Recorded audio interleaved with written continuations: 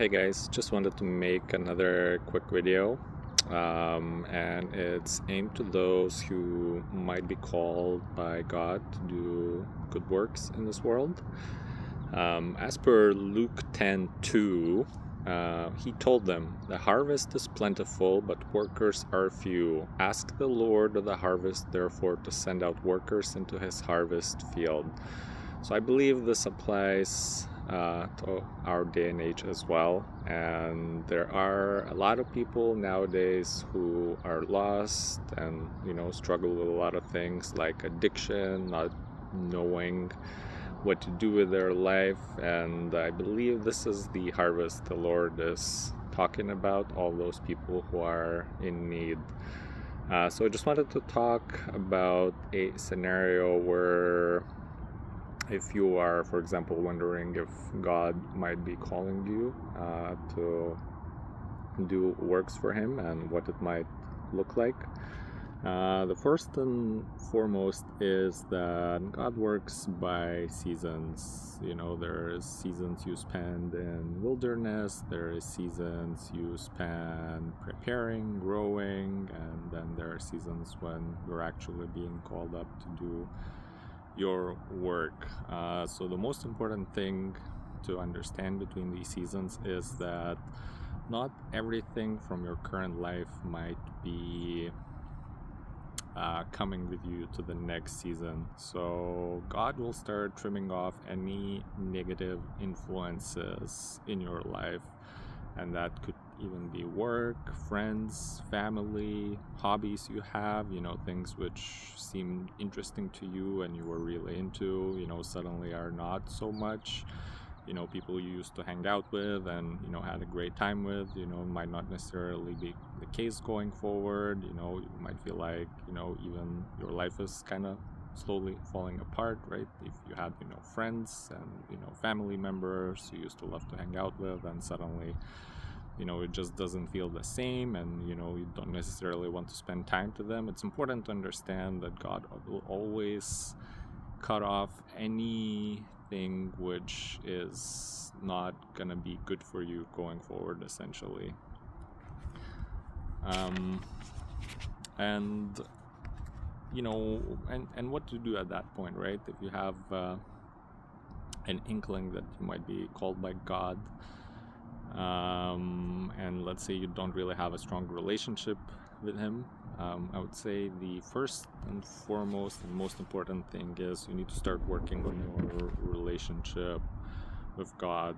And the best way to do that is to sort of ground yourself in everything that you're doing, and putting God first. So what that would look like, for example, for me, would be morning and evening prayer. That's like my two grounding, I guess, aspects of my day I never miss. And just to give you an idea, it might seem like odd, like let's say praying twice a day, right? You might think like, I don't even know what I should be praying about, and it's all the little things. All the little things are the most important things. So for example, in the morning, I'll be praying for strength for the day. If I have anything upcoming, anything I need to do, or have an anxiety about the day, I'll be asking for help with that. And for the evening portion of the prayer, it's more so reflection and gratitude for the day, at least for myself. And I'll be thanking for all the small things I saw God in. I'll be thinking about any positive or negative interactions I might have had with people. Every interaction is opportunity for us to learn. It's all up to us how we perceive it and how we react to it. Now, it's very important to understand also that it is very important to understand that God is a person. He's His own being. So every relationship with His children might look different. There's no blueprint per se. He interacts with everybody differently. He gives guidance to everybody differently. He knows that different people need different things in their lives, and he always takes that in consideration. So, the relationship should be unique to you. I would say, don't try to force something or copy something from, something somewhere you've heard. I'm just giving you pointers, what worked for me. But, it's going to be something very special and precious for you as well, I hope.